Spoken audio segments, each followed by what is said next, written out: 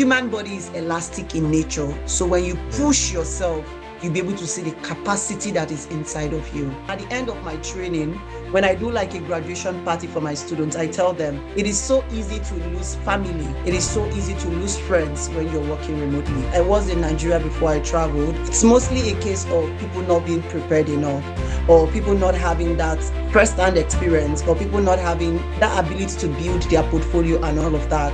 I have friends that put up to 500 applications before they got their first job. So it's an industry that is quite competitive in terms of job, but you have to do your part, and you have to either apply for a job or choose the process of branding yourself and talking about what you do.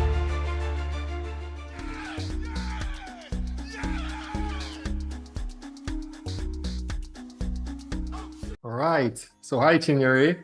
It's a pleasure to meet you.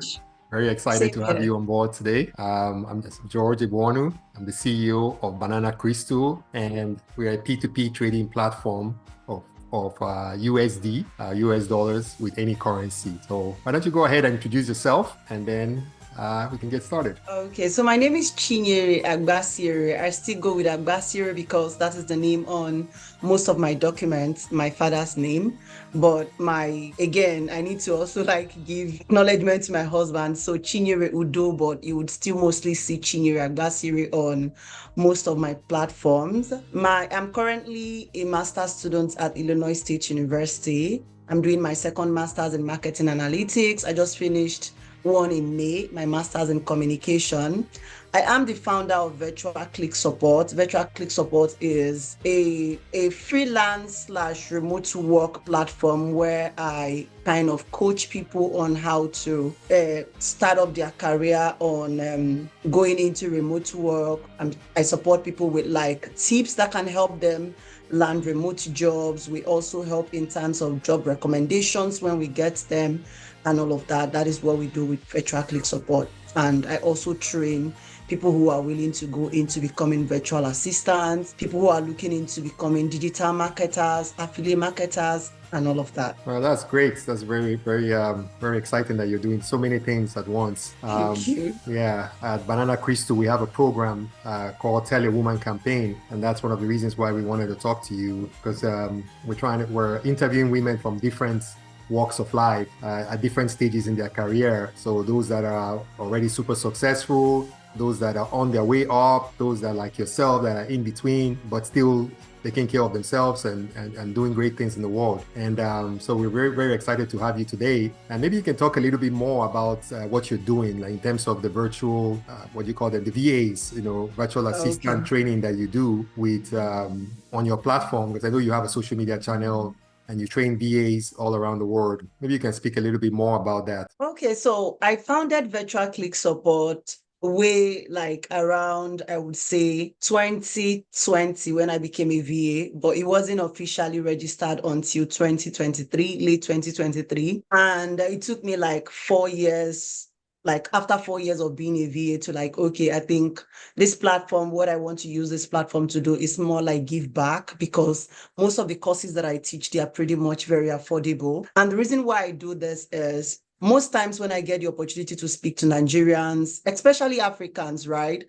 This course cuts across many persons outside. We have students from UK, US, and all of that. But mostly those in Africa, you see the issue of, some of them are complaining, things like we're not landing jobs. And I figured out that it's not a location issue, because I was in Nigeria before I traveled. It's mostly a case of people not being prepared enough, or people not having that first-hand experience, or people not having that ability to build their portfolio and all of that. So what I do with the training is, aside from training you at Virtual Click Support to become a VA, I kind of molded it in such a way that you're getting that hands-on experience, trainings. I give you real world assignments that you're using to build your portfolio. Because I tell people that your client is not your experiment ground. And I feel like most of our people think that their client is supposed to be the experiment ground, but you're supposed to actually have the experience which you would translate to your job. So at Virtual Click Support, what we do is I train you in different aspects of being a VA. I also like coach you, like give you mentorship. Then we help you also build up that first-hand experience with assignments that positions you as an expert when you graduate. So that's excellent. But I mean, some people might be wondering, what exactly does a virtual assistant do, VA? You know, what exactly does it entail to become or to be a VA? And That's a then very good question, in all honesty. And I see most persons confuse this. And I tell you that a VA is simply a remote worker. You work from home. But the difference from a VA and every other remote worker out there is you're an independent contractor. What does that mean? You're not working in the voice of our president. Our former president is like, I'm for everyone, but I'm for no one.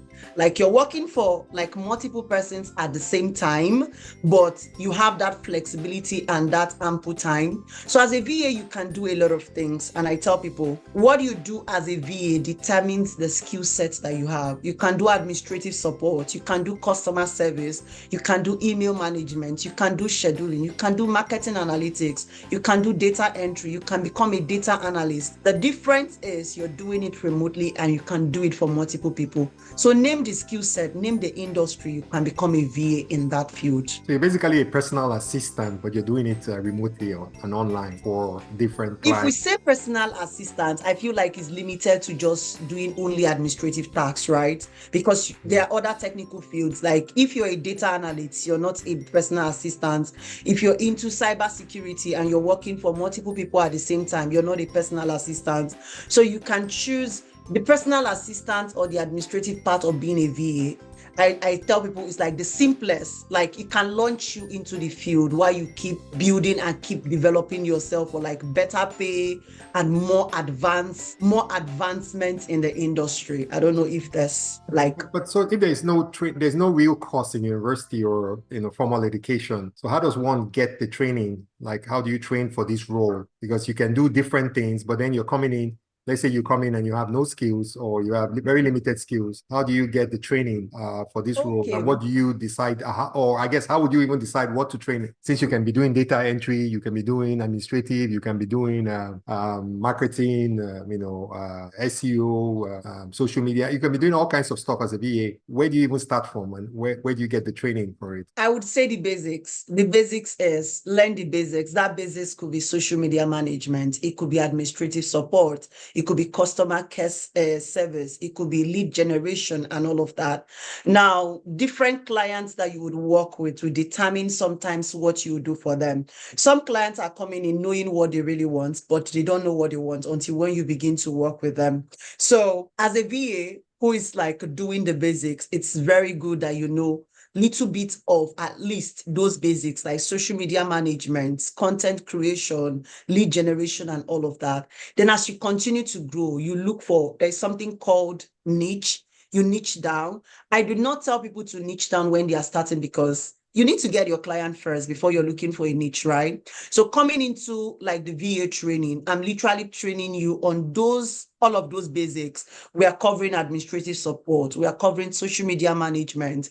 We are covering customer care support. We are covering lead generation and all of those basics that help you start up. So we cover about 10 different services you can begin to offer in the training. Now, you can now decide based up as an individual. There are areas that call to you easily. There are areas you feel like I have more strength in. You can decide to choose 3 out of these 10 services that has been taught in the training and pick it up from there. While you keep progressing and like you land your job, you begin to work, then you can now niche down to other, maybe bigger parts you can focus on as you continue to grow. So is there like anything called small skill? No. As a beginner, it is in the position of me that is the training to break it down to you and start teaching you the basics. And those basics would include you knowing how to use office tools. Because if I'm working with you, for instance, George, you would need to send me emails. I would need to reply to those. I would need to work with Google Drive with you. So those basics are covered in the training, while also the intermediate level are also covered to prepare you. That's really good because I think having people go through that extensive training, at least what I'm hearing from you is that go through the extensive training, touch all the different areas, focus on a niche that is within your strength. Because if let's say you're a non-data kind of person and you focus on data, it might not be a good good match for you. Exactly. You might want to focus on a niche that where you already have demonstrated some strength in, but in the beginning you need to go broad and then niche down or narrow it down to a certain level where you can excel. And but how would somebody go about getting a job? Because it's one thing to go through the training, and then if you try to get a job, you're competing with. Now that everything is global, all the job sites are global, you're competing literally with people from all over the world. And then how do you stand out? How does one in this area, rise above the masses or the people that are all competing for the same position? So for this question, I'm going to answer it two ways. First, self-positioning, positioning yourself with what you've learned. There's something I teach my students during the training: document your journey. For instance, I say it like with so much pride that I never applied for any job. Right? From the first day I started my journey as being a VA, I was just documenting my journey on LinkedIn. That was how HR reached out to me. The rest is history. Every other client I have worked with as a virtual assistant reached out to me from LinkedIn, even before I pivoted into Instagram early this year. So positioning is the first thing that would get you jobs. And I have the same, like my students, I have taught the same strategy. They landed job from LinkedIn or from other platforms where they have positioned themselves as experts documenting their journey. So I'm never going to, like, every single time people ask me, what is the easiest way to get a job in this industry that looks very demanding? I tell them, position yourself, document what you're doing, do it intentionally. The right people will reach out to you. Now, the other way to also answer this question is apply for jobs. And I tell people that there are a lot of platforms that accept applications for people both in Nigeria, both for people outside Nigeria. You have to apply. Say, for instance, myself in the US, I have friends that put up to 500 applications before they got their first job. So it's an industry that is quite competitive in terms of job, but you have to do your part and you have to either apply for a job or choose the process of branding yourself and talking about what you do. Yeah, so I always tell people the same thing because you might not know this, but I actually wrote a book on how to get a job in 30 days or less. And one of the strategies there is to ensure that you run the numbers. And so that means you follow the laws of averages, the laws, the laws of number laws essentially. And like, for example, if you are able to apply to 36 jobs every day and for sure that based on the law of averages, 12 people would at least respond, and then 6 people would invite you to an interview, and maybe you'll get 2 offers, so that's kind of the average. That's assuming that you're just average. Now, if you do what you're saying, like you position yourself, you have documented your journey, you have a whole write-up on LinkedIn, you have a well-built profile, you have, all that stuff, then you obviously would improve those odds. But what most people do is that they apply for one job and they wait and they do nothing for the whole week. And then they finally get a rejection. And that demoralizes you because now you're just in the cycle of hoping and praying for stuff that might not come true. Whereas if you're just applying consistently every day and you make it a process, then it becomes easier for you to stay, for you not to get emotionally tied into one particular business until you get to the next level. Then you can get emotional. There's no point getting emotionally tied to anything when you've not even been selected or you're not, So it's basically running the numbers. And I had a guest earlier this month, and she said a very good thing. I thought it was very distinct, that she counts the numbers of no's. So her goal is to get a certain amount of no's every day when she's running the numbers. So she has switched it around because most people are afraid of the no's and they're trying to get yeses or they don't want to get rejected. And she's looking for, when she gets 12 rejections for the day, then that's when that day is over. So now she's aiming for, so she might go, 50, 60, whatever, or, applications until she gets rejected. So she's targeting rejections as opposed to successes, which I thought was really a good way to switch the emotional thing that comes with being rejected, because nobody likes to be rejected when you apply and you're not chosen, or worse, you get a letter saying we're sorry, we're not They going to went with a better candidate. yeah, that's it can demoralize you for the day. But if you Yeah. are looking at rejection as just part of as your statistics, then it becomes impersonal. So yeah, so that's really it's really nice what you're saying there. Now, how do you? Because most people are used to the traditional way of working, right? They're used to on-site work, and so what would you say to people that want to transition? Because on-site, you go from on-site to offsite, basically offline, or not offline, offsite, where you are working remotely. So you're just by your computer. So if you're a very social person, you're used to the office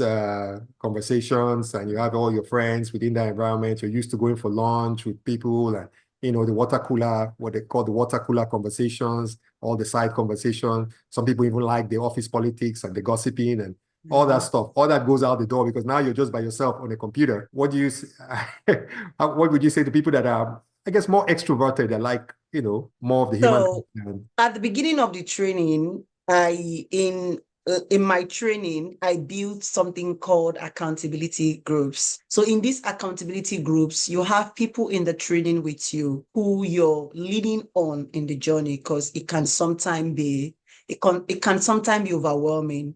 So if you're thinking of going into remote work, I would say look for a community, a community that is already built that you can lean on. It can be, as much as it is sweet to work from home, can also like tell on your mental health, especially if you're extroverted, like you just said. So it is very good that you look for a support system. If you have friends who are working remotely, hang out with them from time to time. Now, working remotely has a very good impact. You're not going out. It has a negative impact. And at the end of my training, when I do like a graduation party for my students, I tell them it is so easy to lose family. It is so easy to lose friends when you're working remotely. You get so busy working with your system that you don't even have time for your children. So you need to learn how to balance your work life and your remote life. So what I do as a person, and I would suggest you do that too, if you're watching this video or whenever you come across this video, is I don't take work. So if my clients give me work, I don't do it on Saturday or Sunday. So I dedicate that Saturday and Sunday to my husband, to my child, because those moments never come back. Once it's gone, it's gone. So I would advise you that learn to build a balance. Get a community of people you can lean on. If your friends are into remote work, let them become your accountability partners. Do not take work home on Saturday. Try not to get anything into your weekend and spend that either on yourself, doing what you love, going out on hiking, exercising, journaling, meditating, or spending it with family. And so what would you say? Because that's really good advice, right? Because you have to kind of get the work-life balance, and you have to kind of make out time for yourself, because the problem with working remotely or working from home is that you can suddenly find yourself working all the time and then neglecting everything else. So in terms of that, how do you, because sometimes the employer might want you to work on weekends. How do you balance that where the job needs? Everything is now 24/7. People are working like nonstop, Monday to Sunday, because you're online. So just responding to an email might be considered working. And if the email comes in on the Saturday, you might need to respond. If you're running let's say you're managing a social media channel for someone, you can't just take the 2 days off on the weekend and say you're not going to respond to any comments or anything on the channel, because that might not, you might not have a job by Monday. Okay, true. That's a very tricky one, in all honesty. And I think I'm just going to be as honest as possible. Is even if you're going to work over the weekend, know when to take a break, right? So, and it's also when you're working for somebody, there's something called agreements, right? I have a social media manager who works for me. She posts on Sunday, in all honesty. She posts on Saturday. But after that, she's done, right? I also have somebody who replies my email, and she kind of works 24 hours. But there are days there is nothing for you to reply to. So you can cut out at those times when you know, oh, there are busy times. Like during registration period, as much as my VA is working 24 hours, I'm working 24 hours, right? So in your job, try to know when there are busy period. Right now, we don't have registration. So my VA can reply to, she can show up to work. It's remote. I don't even know when you show up to work. So there are days you would say, oh, for today, I think I want to get like 1 hour, 2 hours to do my stuff, knowing fully well that I have to be available for Saturday and Sunday. So it goes back to understanding what you do, understanding the busy time, understanding when you have like low time, because I'm not sure there's a business that run busy from January to December. So there are low times, there are high times, maybe when there are more sales or more replies, more comments. Get busy those time. And when there is a downtime, try to like steal out some time and use it to like relax. Also, what I tell people is if somebody is employing you to be a social media manager, there is a time frame, right? If I say work for me for 5 hours every day, Monday through Sunday, once that 5 hours is done, log out. Don't be tempted to log in, then resume the following day. Because sometimes we're always logged in. That is just the truth. Even when the person does not want you logged in, you find yourself logging in naturally. So know when it is time to log off and genuinely log off and give yourself that rest, then resume the following day. Yeah, that's very good advice because if you don't make out time for yourself, you might find yourself working all the time. Same thing at BananaCrystal. We have a lot of remote workers working at BananaCrystal from all over the world. And sometimes it's a challenge because of all the different time zones. Somebody might be up during this time and your time zone is in a different time zone and they're pinging you at that time, but that's your nighttime. So, but we found a way to work around it whereby I like to tell people that you're getting what they call the adult business deal. So it's like you get to fix your own hours. There's no, if you're not a morning person and you're most effective in the afternoon, then by all means do all your critical work in the afternoon or in the night if you're a night person, than trying to cram the work in the morning when you are the least effective. Maybe take the morning off and do something else and then refresh yourself and get ready and work. Because then you will be doing a lot more. What you can do in 2 hours doing your effective period might take somebody else or might take you 4 hours when you are not in that zone. I don't know if you've read this book. There's a book that talks about the 4 sleep types and they have different animals they use to represent all the different sleep types. So there's the lion, I think there's the bear, there's the wolf and the dolphin. And then there are different times of the day where depending on if you're a morning person, like people that wake up at 5 a.m. in the morning, there are a certain group, and then the people that wake up at normal 7 o'clock, and those people might be effective by 10, 11, and then the other people that start getting effective from 3 o'clock, and then there are the people that are night owls that are usually more effective at night. Like late at night, they're cranking away, and that's when they're the most effective. So with remote work, you get to choose the time. That's another thing. That's why we call it the adult business deal, where you get to choose your own best time. And then if you're working in an area that you have a strength in, like we were saying earlier, then you can really become effective and really enjoy what you do. And then making out time for your friends and family is also key. So you were doing this now in terms of helping out people, and it's kind of like, it's just like what we do with Tell a Woman campaign. We're looking for people that are contributing. We're all about economic empowerment for women, right? Because there's no point in just telling people, giving them a fish.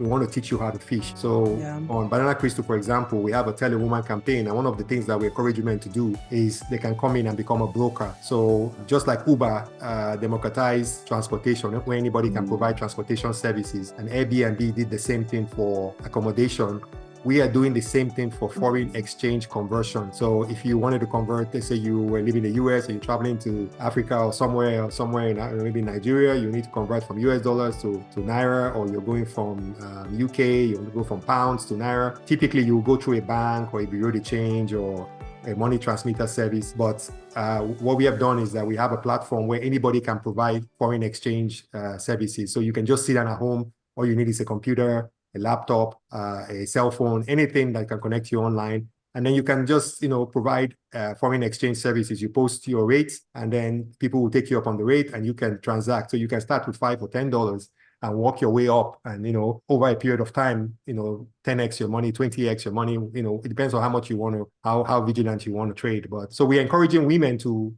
be part of that, because it's always obviously male dominated at this point, but economic empowerment, women are home, they're with kids, they're with babies, they can, still make out time to train, to trade on the platform. Or, if they want to be VAs and they go through your program, we are hiring a bunch of VAs also. So, we're always looking to hire people. We're looking for virtual assistants. We're looking for social media managers. We're looking for community managers in each country, everywhere in the world, so that they can run the community for that particular country and eventually every city and every town. So There are just so many opportunities available for that. But that's our way of giving back. That's our way of saying, okay, how can we empower women economically? There's no sense in just starting a nonprofit and giving people handouts, because then what do they do the next day? They're going to depend on you. So we like what you're doing, like the same thing you're doing. You're training people, you're teaching them a skill set that enables them to now provide for themselves long term, as opposed to just handing or donating some money to a nonprofit and then you give them. And then what happens the next day? What, how do they survive? How do they pay their they bills? go back. And how do they don't have that self-confidence, they don't have that ability. There's a difference when you earn money than when somebody hands you a handout. You feel more like a beggar as opposed to empowered when you are able to generate the revenue yourself. So how do you make money from this, or how do you, because it takes a lot of time and effort on your part. Yeah, and I feel like, so for the course, we kind of, for those in Nigeria, those in African country, they get to pay 30,000 naira, which is relatively low compared to the knowledge given.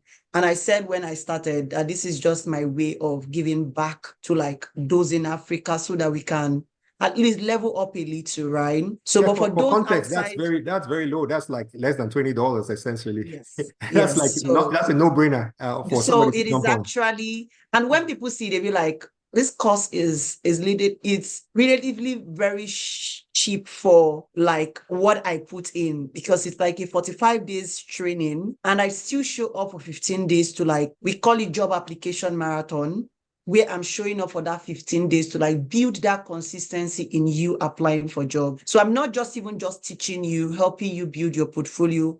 I'm still showing up for 15 days to like motivate you to apply for a job. And all you get to just pay for it is just 30,000 naira. If you're like in Nigeria or other African country. For those outside Nigeria, they tend to pay $35. But you know how some of our people outside Nigeria act. They still go the route of paying 30,000, but it is totally fine. How about But people in other countries though, like that are not Nigerians, essentially, like from other African countries or everywhere else? so there is a system that I use. It is called Seller. They just make the payments like those in Ghana. Okay, so I was just telling you that the cost is relatively very cheap. Like, it is a giveaway for like just to see as many persons get empowered with the right knowledge, with the right information. And I'm happy it's working. I have students who are earning already, people who are making, like, in as much as this might look pretty small with the Nigerian economy, but if you had nothing and currently you get a job, you're earning 200,000, 250,000, it is still paying your bills. Some of them are working with clients abroad. Some of them got job recommendations from me. So it's relatively paying, like, despite how small they paid for the training. Yeah, that's excellent. You're pretty much giving it away. We would encourage, not to plug ourselves, but we encourage that you have you put a tick button.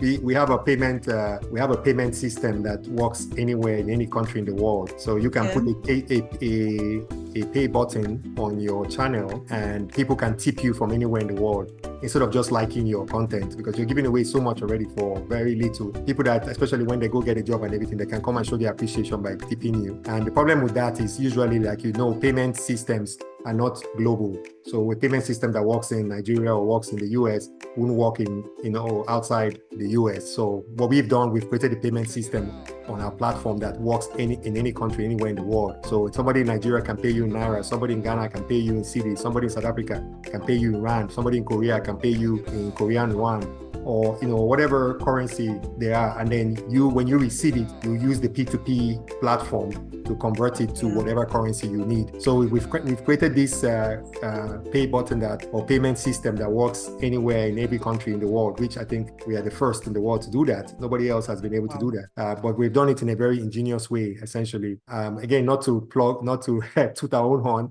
but you might want to consider putting that pay button on your platform or on your channels so people can tip you, because what you're doing is you're pretty much giving it away. But I like the fact that you're charging for it a little bit, because when you give something away, people don't appreciate it. But if you charge a fee that anyone can afford, or at least they can strive to afford, it's kind of within the affordability level for almost everyone, then people appreciate it. Because if you just give it away for free completely, then people might not even appreciate anything. But when you charge a little bit, then it gives that people don't value what is free, essentially, but they pay a little bit, they value more. Yeah, True. And even looking at how maybe how you're even saying, like right now, as little as the price is, I would still tell you that most times people do not even still value it. They believe that, oh, because it is not expensive, it is not valuable. Or I think we have made value, and I feel like it's a good marketing strategy. People have used money to equate value, right? So Yeah. when some person say, oh, is she really giving out all of this for 30,000? And it's a lie. Yeah. So, but again, my goal is, I'm Nigerian, right? I know how tough it is back home. So my goal is to help as many Africans. I'm not capping it on Nigerian this time around, but to help many Africans as possible to like access this information almost at no cost. Yes. And what would you say? What's the timeline for the course? Like, how long is the training, or what's the cycle, the life cycle of from start to finish when they join to the finish? Like, so we typically spend about 5 to 6 weeks together. So I train Monday, Wednesday, Friday. It's a live training, it's not a course. So I come to class Monday, Wednesday, Friday, and we are running through the apps together. I'm showing you all of the tools that you need to use. I'm giving you back those recordings to watch, do your assignment, like join your accountability groups, collaborate with other persons. So it runs for like 5 to 6 weeks, everything max.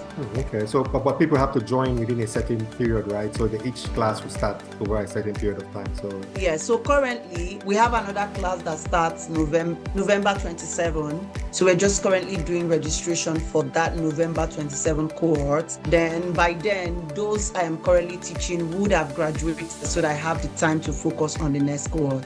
Yeah, I think you might even want to just, since you have all these recordings, you might just create an online course so that they can self-service. That is actually the end goal. Yeah, because you already have a lot of content, and for those people that some people just want to get on it right away. Some people want to learn at their own pace. Some people can do. I know for a fact. Like for me, I usually like to do things quickly. So if the time is 4 to 5 weeks, I might try to do the course in 2 weeks or something like that. Okay. Because I move faster. So I know there's some people that move very fast, and some people want to take their time and do it over a period of 8 weeks. Because they like to go at a certain pace. So that way, you can cater to everyone. So I think because what you're doing is really, really valuable. Very few people are doing that, and especially at the price point that you are offering, which I still feel is like super low. Super Thank low. you.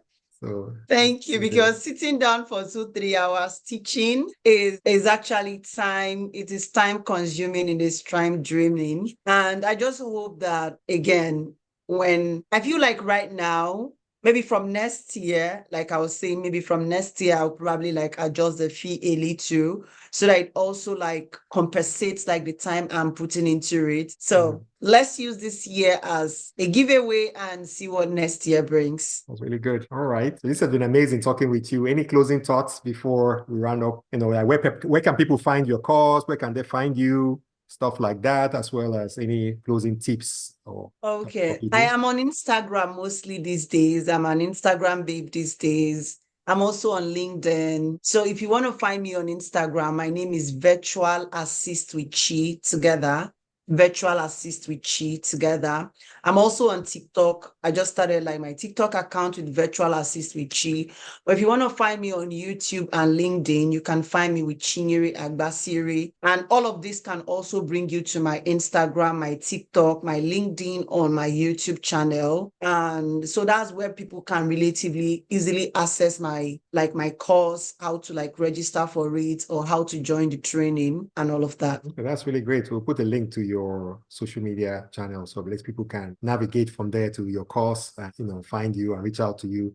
But this has been amazing, you coming on board and sharing your words of wisdom and encouraging other women, because women, it's good for them to see other women doing it, because that's one of the things we found from our studies, that women connect more when they see other women doing it. And again, we are all about empowering women. From our Tell a Woman campaign, we're looking at empowering women, and women seeing that you've created your own industry, and then you're giving back at the same time, you're generating revenue, you're taking care of yourself and your family. So you're doing a lot of things, and you are even in school again. You're actually taking. Yeah. So it's like you're multi. But most women are able to do multiple things at once. So this is like confirming evidence that women are always more multifaceted than men are more not to generalize, but men sometimes could be more lenient. But you see women taking care of babies, this, that, they're doing so many things. So thank you for coming on board, and this has been amazing. And so I think finally, I would want to say something before I hop off. There's something I recently discovered, and I'm going to just back that up with, for those who are Christian. I think Proverbs 22:29 said, "Seest that a man who is diligent in his business, he will stand in front of kings and not just mere man." Push that button that says push. You're going to figure out at the end of the day that it's going to make sense. And it might not make sense when you start. Like when I started all of this, I graduated at a time when I was almost 26 at graduating from school. I knew there was no job waiting for me anywhere. So I decided to ask myself, what can you do? I loved pressing my phone. I loved my laptop. That was how I went into virtual assistance in 2019. I never applied for a job because I knew that age-wise, based on age discrimination, it might not favor me, and I didn't want to go through that stress. And from then up till now, it's been from a low point up to the point where I am. So push forward. Every dream is valid. There's something I do in my community. I tell them that if you can just imagine it, if you can create like that vision board, visualize it every single day. Stop procrastinating. It is easy to hide inside our box of, oh, I can't do this. You can literally do anything that you set your mind to do. So push forward. It's going to make sense at the end of the day. Even if it doesn't make sense to other persons, or it made sense to you, it's going to make sense. And you're going to evolve as you continue to grow. Like you're going to evolve, and you're going to be surprised at how much you can do. Human body is elastic in nature. So when you push yourself, you'll be able to see the capacity that is inside of you. Yeah, those are really nice words of wisdom and encouragement. And I think we'll leave it at that. Anything you can visualize, you can manifest. So remember that. All right. Nice again. Nice having you on board again, Chinyere. Thank you. We really wish you all the best going forward, and all the amazing things that you're doing. Thank you so much. And thanks for having me. I appreciate coming here to talk about what I do. And I appreciate the opportunity to get to speak to other women who would watch this video, who would come across it. I am grateful for this opportunity. Thank you. All right.